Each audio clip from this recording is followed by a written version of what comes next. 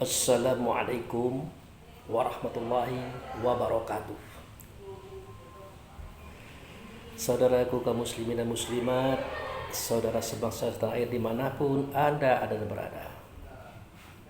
Berjumpa kembali dengan saya Abu Fikri dalam rangka kebaikan dan kebenaran untuk mempermudah langkah kita menuju jalan selamat.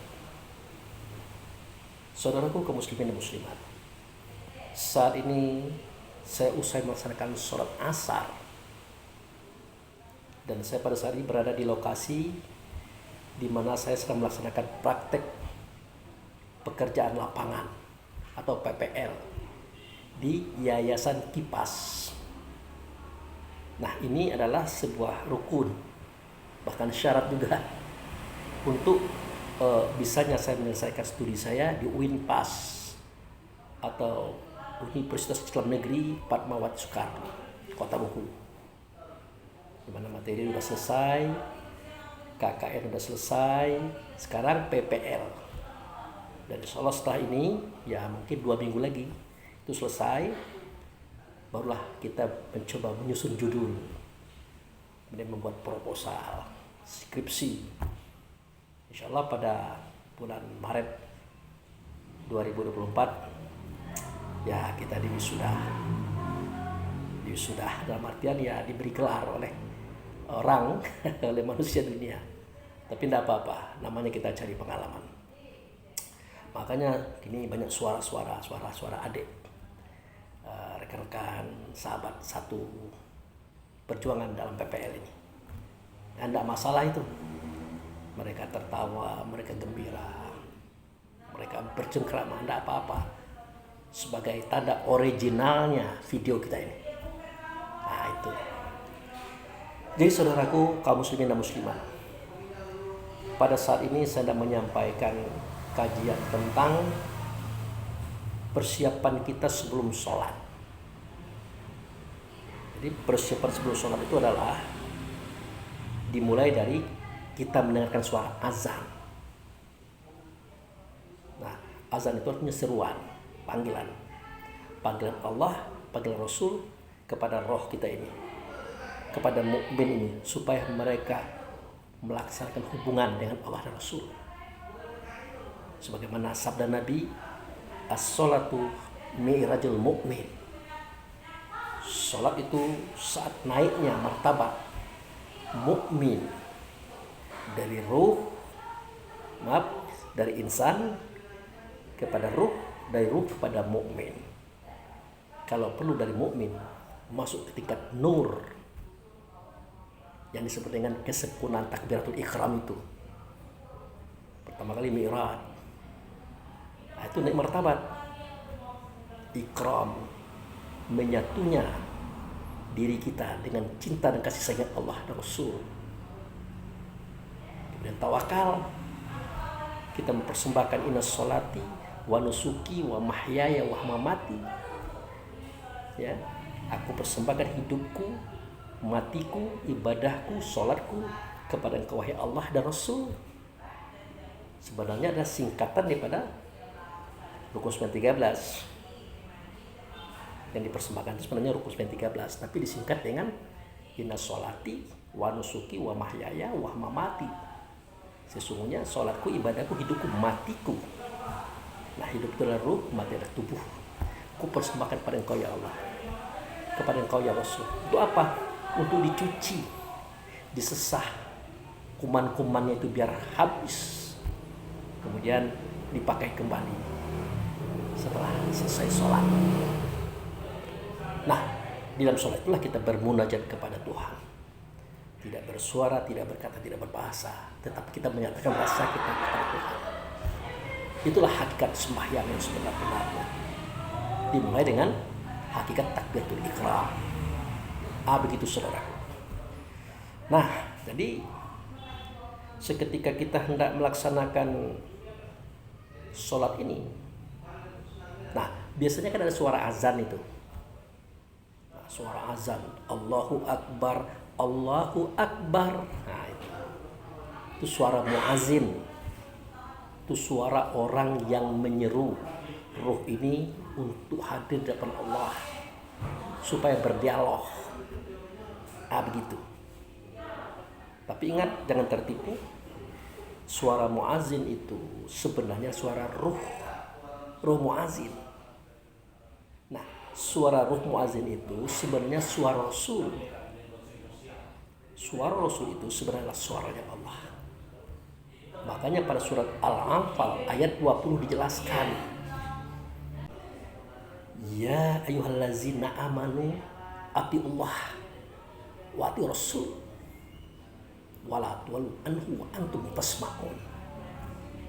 Hai orang beriman, hai mukmin, hai ruh, taatilah Allah, taatilah Rasul.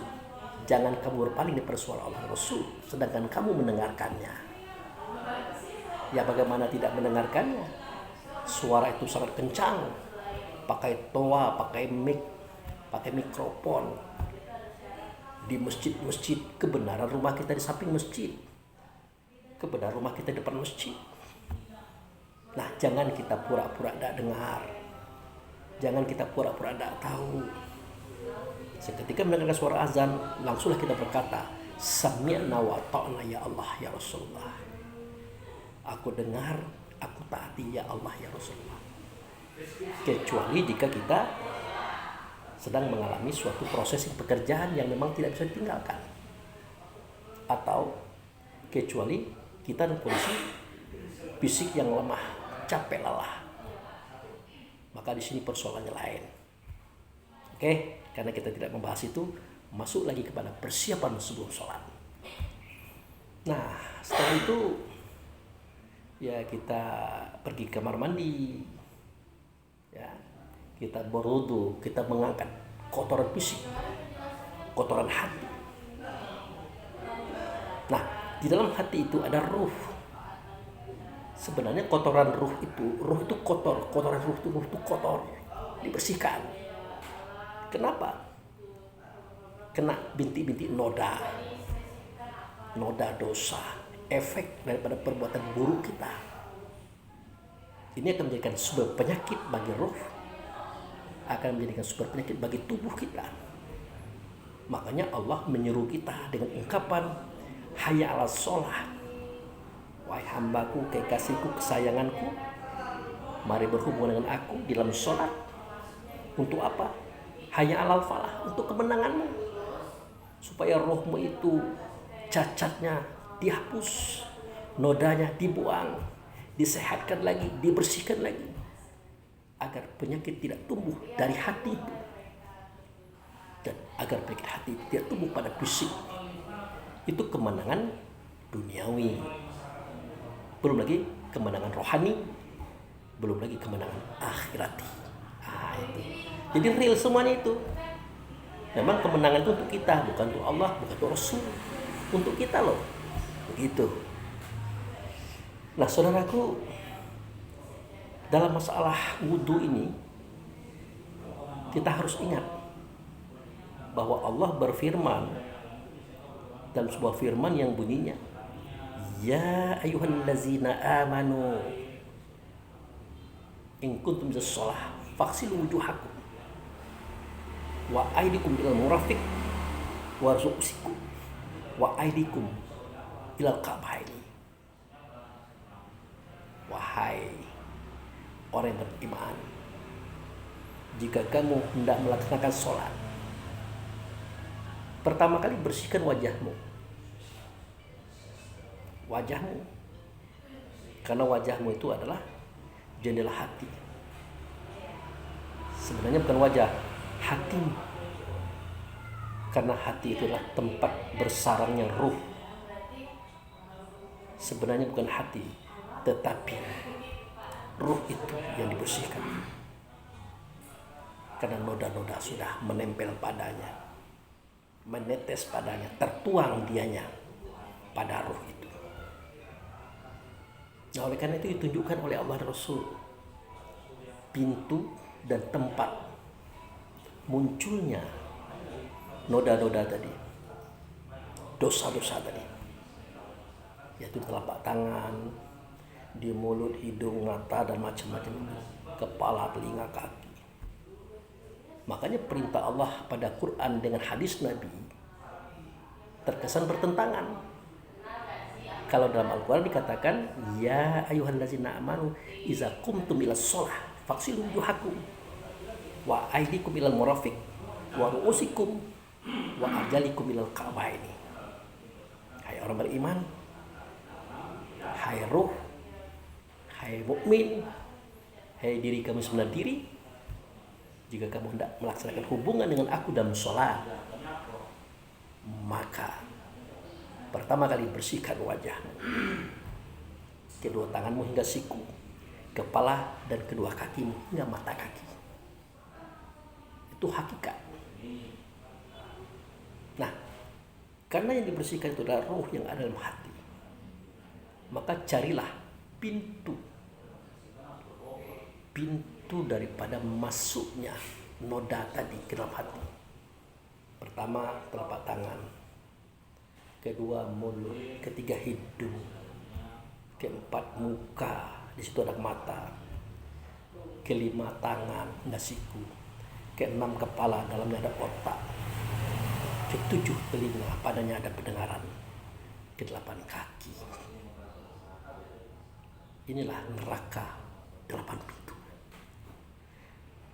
Neraka itu artinya annaru, api yang bikin kita tuh panas oleh karenanya. Itu pintunya tadi 8. Begitu juga surga, pintunya juga 8. Di mana posisinya? Posisinya adalah di saat kita duduk di antara 2 sujud. Kita menyatakan Rabbirfirli warhamni wajburni warfa'ni warzuqni wahdini wa'afini wa'fu'ani. Itu juga 8. Nah, itu saja kalau kita amalkan dengan baik, itulah pintu surga. Jadi pintu neraka itu 8, anggota wudhu secara fisik, pintu surga juga 8. Doa dan permohonan dalam sholat yang posisinya ada pada duduk di antara 2 sujud. Gitu saudara. Sudah, kita berwudu. Nah, ingat, kalau berwudu itu harus dengan air yang suci lagi mensucikan. Nah, begitu. Di mana kita temukan air yang suci lagi mensucikan? Di mana kita dapati? Nah, mungkin di laut, Pak Abu Fikri. Jawabnya tidak. Di laut banyak bangkai, banyak darah, banyak nanah.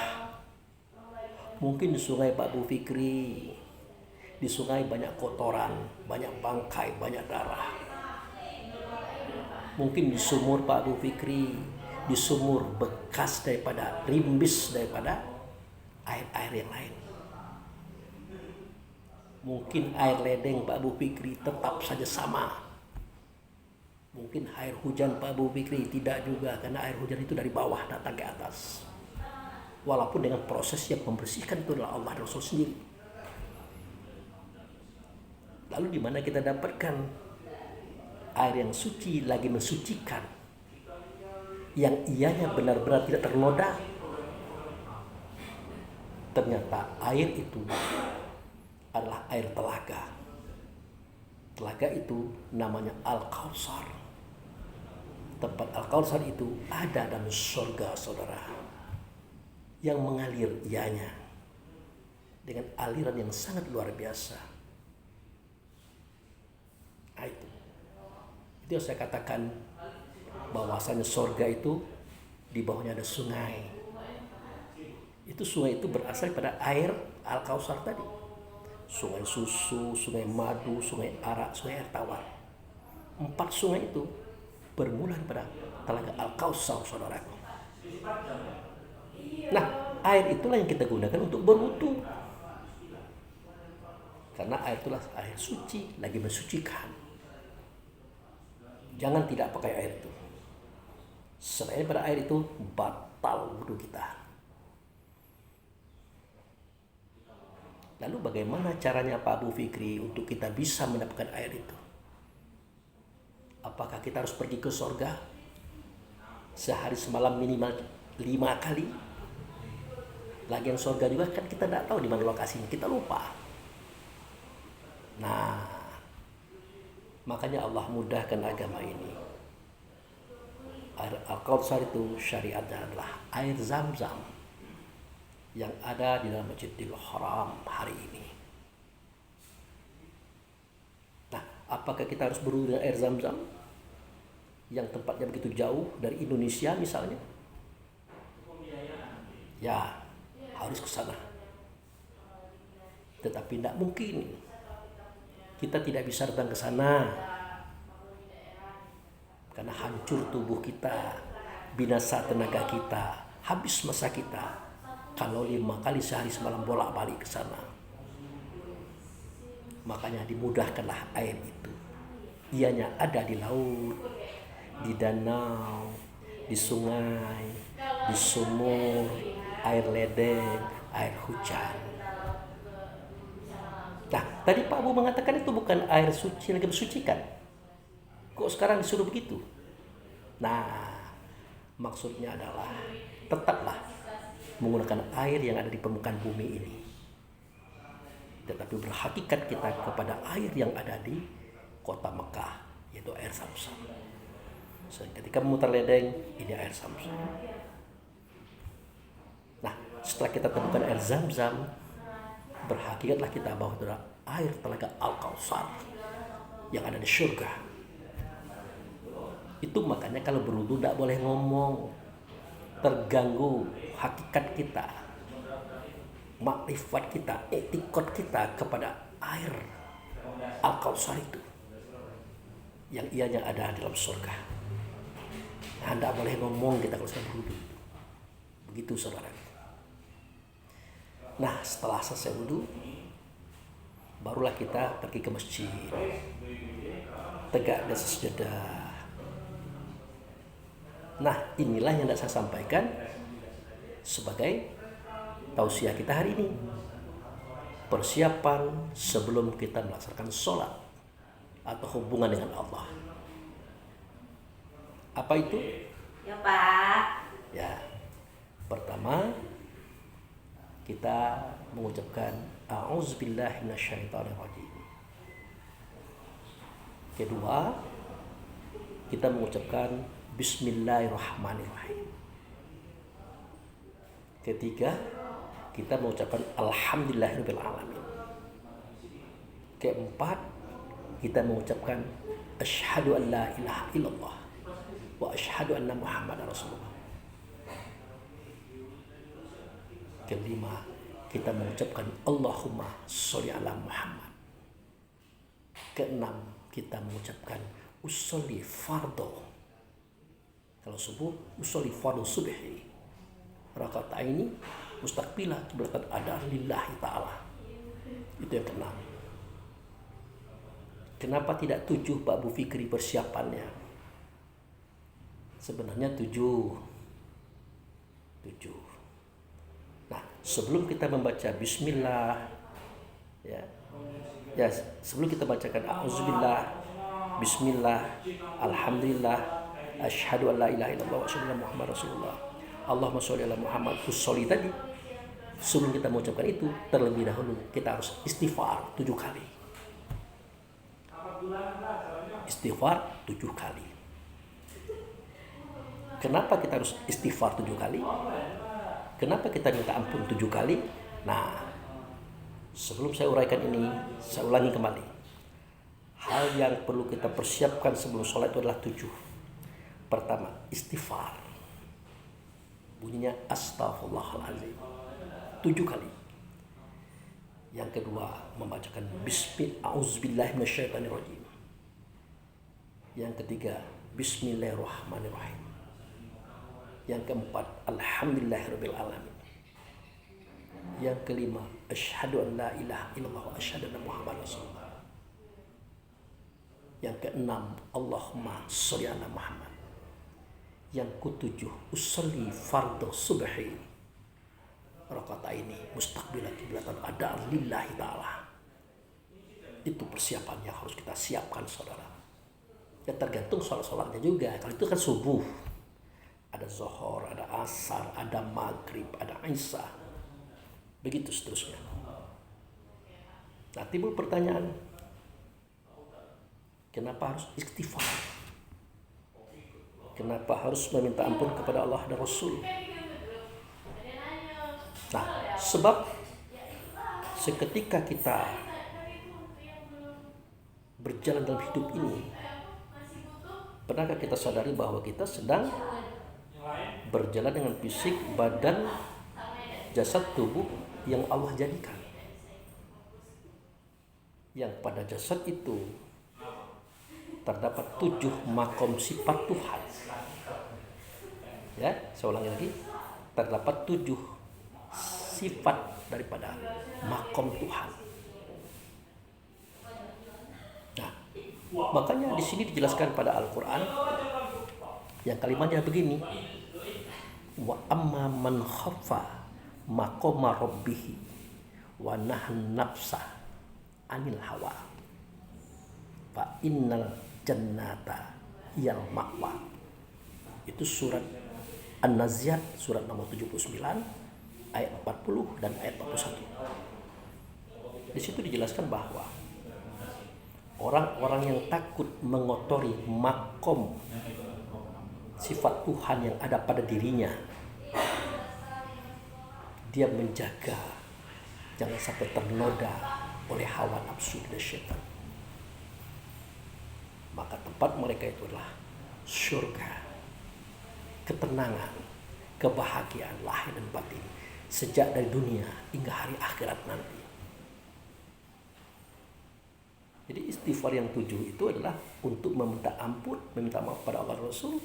Mungkin tubuh badan jasad yang padanya ada 7 makom sifat Tuhan tadi, kita salah pakai. Kita salah pakai. Nah, sebagaimana yang sudah kita ketahui, Allah itu punya sifat. Ya. Pertama, kodrat di Allah, artinya Allah kuasa. Nyata kodrat itu pada Muhammad. Nah, di kita sifat itu ada, namanya kodirun, bukan kodrat, dikuasakan. Nah, tempat tegaknya sifat itu, ya, makom sifat itu, itulah otak kuasa berpikir, tulang kuasa berdiri, urat kuasa bergerak. Tuh. Yang kedua, iradat di Allah. Artinya Allah itu berkeinginan. Nyata pada Muhammad sifat iradat itu. Di kita ada sifat itu, namanya bukan iradat, melainkan maridun, berkehendak. Tempat tegaknya di mana? Makomnya di mana? Yaitu pada daging, kulit, bulu atau roma. Yang berbungkus otak, tulang, urat, maka berbentuklah tubuh badan jasad kita. Nah, sejak itu kita butuh banyak hal. Butuh angin, butuh air, butuh tanah, butuh api. Butuh makan, minum, tempat pakaian. Butuh segala-galanya. Nah, oleh karena kitalah, ingat, oleh karena kitalah Allah berfirman, huwallazi khalaqalakum ma fil ardi jami'ah. Dialah yang menjadikan segala sesuatu yang ada di bumi itu semuanya untuk kamu. Karena ada sifat maridun dari saudara. Nah, itu yang kedua. Yang ketiga, Allah mempunyai sifat yang bunyinya adalah ilmu. Nyata di Muhammad. Di kita bukan ilmu, tetapi alimun. Tempat tegaknya atau makomnya itu di hati. Di hati. Makanya ilmu itu ada 2. Al-ilmu indallah, itu adalah Muhammad. Al-ilmu fis sudur, itu adalah ruh kita sendiri. Tempat tegaknya di hati. Itu.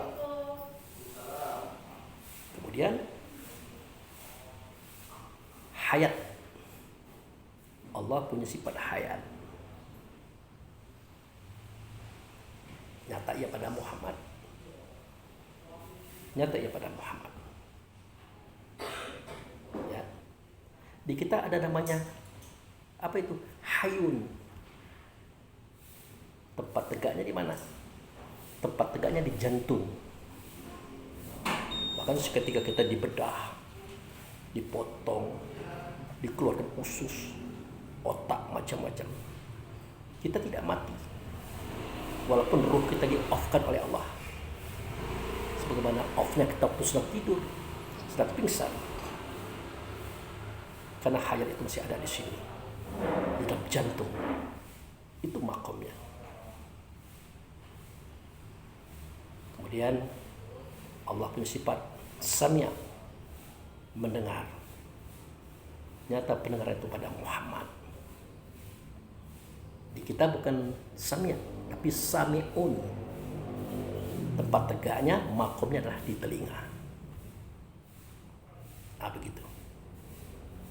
Jadi apapun yang kita buat, apakah itu tersembunyi dalam gelap, dalam terang, sendirian atau bersama-sama, Allah dan Rasul pasti tahu.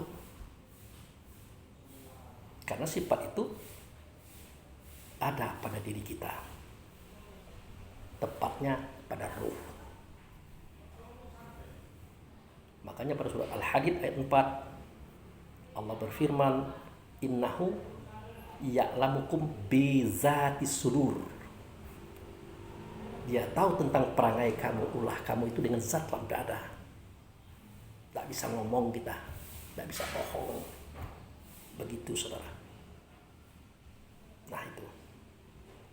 Nah, yang ketujuh,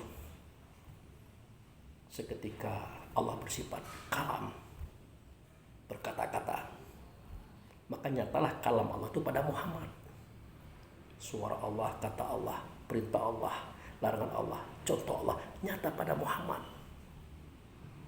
Di kita ada kalam itu, tapi bukan kalam namanya, melainkan mutakalimun, tempat tegaknya di lidah. Nah, ketujuh sifat Allah yang nyata pada Rasul, sifat Rasul yang ada ianya pada kita, bermakom tempat tegaknya di tubuh kita. Siapa tahu kita salah pakai, salah guna, salah manfaat, makanya kita minta ampun kepada Allah dengan istighfar 7 kali. Istighfar 7 kali. Itu di awal 7 kali. Nanti setelah sholat juga 7 kali. Berarti satu sholat 14 kali. Satu sholat 14 kali. Kalau 5 sholat, ya 70 kali. Itulah sebabnya kenapa kata Rasulullah, sesungguhnya aku beristighfar kepada Allah minimal sehari semalam 70 kali. Itulah usulnya saudaraku. Begitu. Nah, di istighfar dulu. Ya, minta ampun dulu, minta ridho kepada Allah dulu, biar Allah itu enak nerima kita. Jangan sampai dia kesal, jengkel, apalagi marah. Ya kalau dia kesal, jengkel, apalagi marah, sudah tidak enak kita hadir depan Allah itu. Tidak akan khusyuk kita, tidak akan tenang hati kita, karena Allah tidak ridho kepada kita. Itu kenapa harus istighfar 10, itu tadi 70 kali sehari semalam, atau 7 awal, 7 akhir sholat, 14 kali 5, maka 70 kali. Gitu saudaraku. Nah, kalau sudah seperti itu, barulah kita masuk kepada uraian yang lain. Apa itu uraian yang lain? Kita masuk kepada kalimah a'udzubillah minasyaitonirrajim. Aku berlindung dengan Allah dari gangguan syaitan yang dirajam. Mana syaitan? Syaitan itu tidak akan ada tanpa ada hawa nafsu dunia. baru setan muncul. Ternyata hawa nafsu dunia setan itu ada pada tubuh badan jasad kita. Karena tubuh badan jasad itu inti dirinya adalah an-nasu atau insan atau jiwa. Yang terjadi ia, yang tercipta ia dari 4 an-nasir. An-nasir angin, namanya roh rehan, sifatnya pantang kelintasan. An-nasir air, namanya roh rahmani, sifatnya pantang kerendahan. An-nasir tanah, namanya roh jasmani, sifatnya rakus pantang kekurangan. An-nasir api, namanya roh idafi, sifatnya pantang tersinggung, tidak mau kalah. Makanya seketika Rasul ditanyakan, "Ya Rasulullah, mengapa timbul hawa?" Kata beliau, "Karena an-nasir angin telah memenuhi segala rongga pada kita, maka timbullah hawa."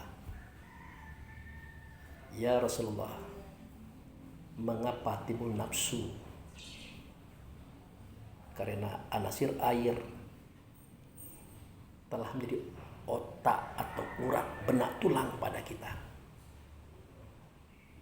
maka timbullah nafsu. "Ya Rasulullah, mengapa timbul dunia?" Karena an-nasir tanah telah menjadi daging kulit bulu atau roma pada kita. "Ya Rasulullah, mengapa timbul syaitan?" Karena an-nasir api telah menjadi darah pada kita. Jadi hawa nafsu dunia, syaitan itu ada di tubuh kita. Ada di tubuh kita. Dialah yang membangun jiwa, membangun an-nasu atau manusia. Bentuknya ini. Nah, jadi ketika kita mengatakan a'udzubillahi minasyaitonirrajim, artinya kita berlindung dengan Allah dari gangguan dia ini. Dia ini semestinya kalau ke bukit sama mendaki, semestinya. Kalau ke lurah sama menurun, semestinya. Dia tidak boleh melipat kain dalam lipatan. Dia tidak boleh menohok kawan seiring. Jadi pepatah Minang mengatakan ke bukit sama mendaki, kalau rasa sama menurun. Itu yang dikendaki. Roh dan tubuh ini, kalau roh itu mau menghadap Allah Rasul, jangan nganggu, jangan ngacau. Sama-sama mendakilah. Kalau ke dunia juga jangan mengganggu, jangan mengacau. Maka dikatakan kelurah sama menurun. Jangan menggunting dalam lipatan, menohok kawan seiring. Kita mau bertemu dengan Allah Rasul dalam mi'raj kita, dia menggunting dalam lipatan. Dia bawa kita ke mall, ke bank, kemana-mana. Makanya Allah dan Rasul pernah berkata, "Ara'aital ladzi yanha 'abdan idza shalah." Adakah kamu melihat orang yang menghambat hamba untuk bertemu dengan Tuhan di dalam sholat? Ya, kalau pertanyaannya, adakah kamu melihat? Ya, tidak kelihatan. Tapi adakah kamu merasakan keberadaannya? Ada, terasa. Seketika kita Allahu Akbar, nah, bawanya kita ke kebun, ke hotel, ke bank, ke pasar.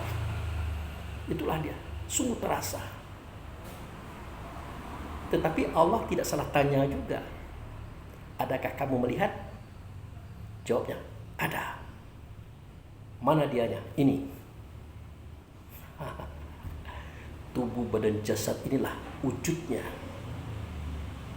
Sedangkan geraknya lah terasa pada hati kita. Dia membawa kita kemana-mana. Makanya Allah dan Rasul berkata, Ara'aita allazi yana abdan iza sholah. Adakah kamu melihat orang yang menghambat hamba itu bertemu dengan Tuhannya dalam sholat? Itulah dia, saudara. Nah, maka berlindunglah kita kepada Allah, kepada Rasul. Karena yang dengan Allah itu adalah Rasul tadi. Nah, di mana dia? Tentu berada di tempat yang aman, di Baitullah Hakikat, di negeri Bakah, begitu. Nah, di situ dia berada hari ini. Dari mana Pak Abu Fikri tahu? Ya, dari beliau juga. Beliau menyatakan itu, la uksimu bi hazal balad wa anta hilum fi hazal balad. Aku bersumpah dengan negeri ini bahwa engkau tetap mantap di dalam negeri ini, hai Muhammad. Negeri yang mana? Mekah? Enggak.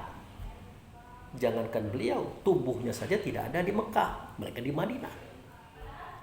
Itu rupanya negeri yang dimaksud itu adalah negeri Bakah yang tertulis ianya pada surah Ali Imran ayat 96, ayat 97. Inna awala baitim li'alinnasi lallazi bi Bakah mubarakah wa hudil alamin fihi ayatu bainatu maqama Ibrahim mandakahu kana amina. Sesungguhnya rumah yang pertama kali, nah itu dia. Rumah yang pertama kali itu artinya belum ada rumah sebelum rumah itu. Aku yang membuatnya, kata Allah. Itulah rumah yang ada di negeri Bekah. Bukan Mekah, Bekah atau Bakah. Itu negeri di luar seantero alam, saudaraku. Kiamat langit, kiamat bumi, hancur langit, hancur bumi. Yang negeri itu tidak tergoyahkan. Itulah negeri awal kita. Dan itu pula negeri akhir kita. Nah, di situ ada rumah yang Allah menjadikan, maka nama itu adalah Baitullah. Diberkati rumah itu. Di dalamnya ada ayat, ada maqam Ibrahim, ada juga kiblat atau hadapan. Nah, siapa yang masuk ke rumah itu? Aman sentausalah dia dari gangguan jin, iblis, setan, dari gangguan dirinya. Nah, itulah negeri yang aman, tempat yang aman untuk kita berlindung dengan Allah tadi, saudaraku. Begitu. Tapi bagaimana Pak Abu Fikri untuk kita berlindung ke sana? Kita kan sudah tidak tahu lagi negeri itu. Kita tahu pun tidak bisa ke sana. Kita udah lupa. Kita ingat pun tidak bisa ke sana. Hancur kita. Sebegitu jauhnya negeri itu. Maka dimudahkanlah agama ini untuk semua kita yang ingin bertemu dengan Tuhan. Negeri Bakah dijadikan Mekah di muka bumi. Baitullah dijadikan Ka'bah di muka bumi. Kalau di situ ada makam Ibrahim, di depan Ka'bah sini ada makam Ibrahim juga. Nah, berangkatlah kita ke sana, ruh tadi dengan ingatannya, perasaannya, kesadarannya mengarah ke sana. Wa min haitsu kharajata fawali wajhaka satrul masjidil haram wa min haitsu ma kuntum fawali wajhaka satrah. Dari mana saja kamu keluar, artinya dari tubuh mana saja, dimanapun kamu berada, artinya bangsa mana saja, hadapkanlah wajahmu, ingatan, rasa kesadaranmu ke sana, bukan wajah ini. Tapi kalau bisa wajah ini dihadapkan, boleh, tidak ada masalah. Ingatan itu dihadapkan ke sana, saudara. Perasaan itu, kesadaran itu. Kenapa? Karena di situ ada tanda Baitullah, Ka'bah tadi. Di depan Ka'bah ada tanda Ka'bah, makam Ibrahim tadi. Nah, datanglah kita ke situ. Untuk apa? Falyabudu rabb hadzal bait. Untuk kau sembah Tuhan di rumah ini. Dia milik pada Ka'bah. Sebenarnya dia milik pada Baitullah. Kemudian fatahhizu min maqam Ibrahim shalah. Dia milik pada makam Ibrahim. Walaupun itu syariat. Nah, tenang-tenanglah kita di situ. Mantap-mantaplah di situ. Jangan kemana-mana lagi. Untuk apa? Agar tidak ada hujah bagi manusia untuk mengganggu kamu, kata Allah. Li Allah ala nasi hujata alaikum. Supaya tidak ada alasan bagi manusia ini, an-nasu ini, jiwa ini, yang padanya ada hawa nafsu dan syaitan untuk mengganggu kita, membawa kita ke bank kemana-mana. Begitu caranya, saudaraku. Begitu. Nah, disitulah negeri yang aman, sentosa. Jangan lagi kemana-mana. Karena disitulah dicabut penyakit hati dalam dada kita. Wa nazana ma fi sudurihim min ghillin tajri min tahtihal anhar. Di tempat yang mengalir air di bawahnya, di situ ku cabut penyakit hati dalam dada mereka. Cabut penyakit hati. Lama-lama habis. Sehat hati, sehat tubuh. Tetapi kalau tidak dicabut penyakit hati, nah, bertumpuk-tumpuk penyakit hati tadi. Benci, iri, dengki, hasut, binatang, malu, dan sombong merembet pada tubuh. Penyakitan kita, saudara. Banyak penyakit kita, saudara. Nah, itu keuntungan kita, kemenangan kita yang sebenarnya hayya alal falah tadi. Begitu. Nah, disitulah kita baru disebut Islam atau selamat. Disitulah negeri selamat yang harus kita tuju nantinya seketika ajal sudah datang kepada kita. Nah, jadi untuk season pertama batas ini dulu. Suara mengaji sudah kita dengar, berarti sudah sore. Maka untuk sementara kita cukupkan batas ini dulu. Nanti kita sambung dalam cerita yang sama. Oke, kita tutup. Wabillahi taufiq wal hidayah. Assalamualaikum warahmatullahi wabarakatuh.